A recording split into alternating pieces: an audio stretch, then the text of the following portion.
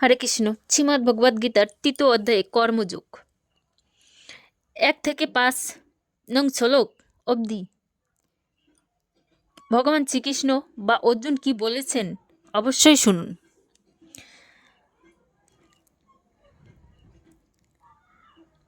অর্জুন বললেন, হে জনার্দন, হে কেশব, যদি তোমার মতে কর্ম অপেক্ষা বুদ্ধি শ্রেয়তর হয়, তাহলে এই ভয়ানক যুদ্ধে কেন তুমি আমাকে নিযুক্ত করতে চাইছো?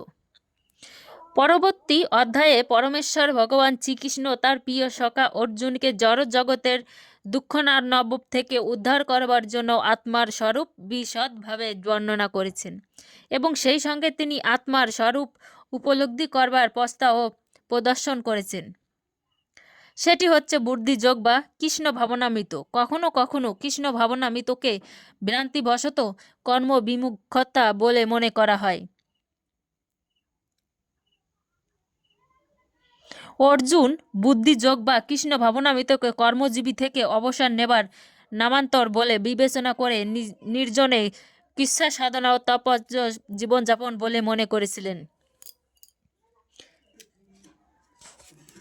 ২ নং শ্লোকে বলেছেন, তোমার দত্তবৎক বাক্যের দ্বারা আমার বুদ্ধি বিভ্রান্ত হচ্ছে, তাই দয়া করে আমাকে নিশ্চিতভাবে বলো কোনটি আমার পক্ষে সর্বাপেক্ষা কল্যাণকর। ভগবদ্গীতায় ভূমিকা স্বরূপ পরবর্তী অধ্যায়ে সংখ্যাযোগ, বুদ্ধিযোগ, ইন্দ্রিয় সংযম, নিষ্কাম কর্ম এবং কনিষ্ঠ ভক্তের স্থিতি আদি বিভিন্ন পর্চা নিয়ে আলোচনা করা হয়েছে। সেগুলি সবই অসংলগ্নভাবে পরিবেশিত হয়েছিল। কর্মদজ্ঞ এবং উপলব্ধির জন্য এ বিষয়ে আরও সুবিনিষ্ট নির্দেশাবলীর একান্ত প্রয়োজন। সুতরাং অর্জুন আপাত বিভ্রান্ত বিষয়গুলি আরও সরল করতে চাইছেন, যাতে সাধারণ মানুষেরাও কোনো রকম অপব্যাখ্যা ছাড়াই সেগুলি গ্রহণ করতে পারে। যদিও কথার জাল বিস্তার করে অর্জুনকে বিভ্রান্ত করার কোনো উদ্দেশ্যই শ্রীকৃষ্ণের ছিল না। ৩ নং শ্লোকে বলেছেন, পরমেশ্বর ভগবান বললেন, হে নিষ্পাপ অর্জুন, আমি পূর্বে ব্যাখ্যা করছি যে ২ প্রকার মানুষ অলপলব্ধি চেষ্টা করেন। কেউ অভিজ্ঞতা লব্ধ দার্শনিক জ্ঞানের আলোচনার মাধ্যমে নিজেকে জানতে চান এবং অন্য কেউ ভক্তির মাধ্যমে জানতে চান। ২য় অধ্যায়ের ৩৯তম শ্লোকে ভগবান সংখ্যাযোগ ও কর্মযোগ বা বুদ্ধিযোগ এই দুটির প্রস্তার ব্যাখ্যা করেছেন। এই শ্লোকে ভগবান সেই বিষয়টি আরও স্পষ্টভাবে ব্যাখ্যা করেছেন।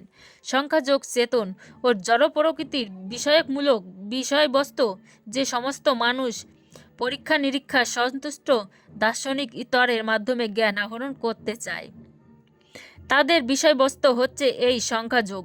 অন্য প্রস্তাবটি হচ্ছে কৃষ্ণ ভাবনামৃত বা বুদ্ধিযোগ বা ২য় অধ্যায়ের ৬১তম শ্লোকে ব্যাখ্যা করা হয়েছেন। ভগবান ৩৯তম শ্লোকে ব্যাখ্যা করেছেন যে এই বুদ্ধিযোগ বা কৃষ্ণ ভাবনামৃত অনুশীলন করলে অতি সহজেই কর্মবন্ধন থেকে মুক্ত হওয়া যায়। ৪ নং শ্লোকে বলেছেন, কেবল কর্মের অনুষ্ঠান না করার মাধ্যমে কর্মফল থেকে মুক্ত হওয়া যায় না, আবার কেবল কর্মত্যাগের মাধ্যমে সিদ্ধিও লাভ করা যায় না।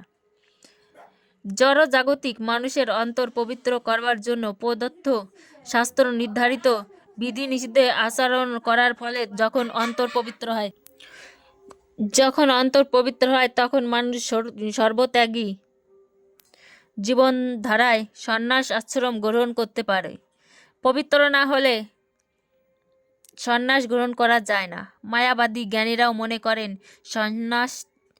সংসার ত্যাগ করে সন্ন্যাস গ্রহণ অথবা সকাম কর্ম পরিহার করা মাত্রই তখন মানুষ তৎক্ষণাৎ নারায়ণের মতো ভগবান হয়ে যায়। ভগবান কৃষ্ণ কিন্তু এই মতে অনুমোদন করছেন না।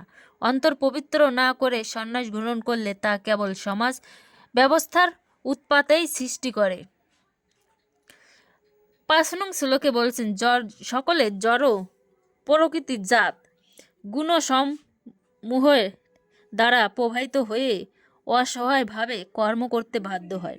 তাই কর্ম না করে কেউ ক্ষণকালও থাকতে পারে না। দেহগত জীবনেই কেবল নয়, কিন্তু সর্বদা সক্রিয় থাকাই আত্মার ধর্ম। আত্মার উপস্থিতি না থাকলে জড় দেহ চলাফেরা করতে পারে না। জড় দেহটি একটি অচল যান মাত্র, যেটি এক মুহূর্ত স্তব্ধ না হয়ে থাকা সর্বদা সক্রিয় আত্মার দ্বারা সচল থাকে। সেই জন্য আত্মাকে কৃষ্ণ ভাবনা মঙ্গলময় কর্মে নিয়োজিত করতে হয়। তা না হলে মায়ার নির্দেশে বা মোচ্ছন্নাচ্ছ হয়ে জড় জাগতিক কার্যকলাপে লিপ্ত হয়ে পড়বে।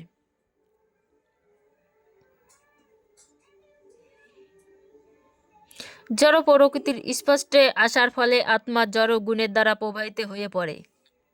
যদি কেউ কৃষ্ণ ভাবনামৃত অবলম্বন করে এবং শাস্ত্র নির্ধারিত বিধি নির্দেশগুলি পুঙ্খানুপুঙ্খভাবে অনুসরণপূর্বক পালন না করেও, এমনকি সে অধঃপতিত হলেও তার কোনো ক্ষতি বা অমঙ্গল হয় না। কিন্তু সে যদি কৃষ্ণ ভাবনাময় না হয়ে পবিত্র হবার জন্য শাস্ত্র নির্ধারিত সমস্ত আচার অনুষ্ঠান পালন করে, তাতে তার কি লাভ? সুতরাং কৃষ্ণ ভাবনামৃত লাভ করার জন্য শুদ্ধিকরণের প্রস্তাব গ্রহণ করা আবশ্যক। তাই সন্ন্যাস আশ্রমে অথবা যে কোনো শুদ্ধিকরণের পশ্চাৎ একমাত্র উদ্দেশ্য হল চরম লক্ষ্য কৃষ্ণ ভাবনামৃতের স্তরে পৌঁছাতে সাহায্য।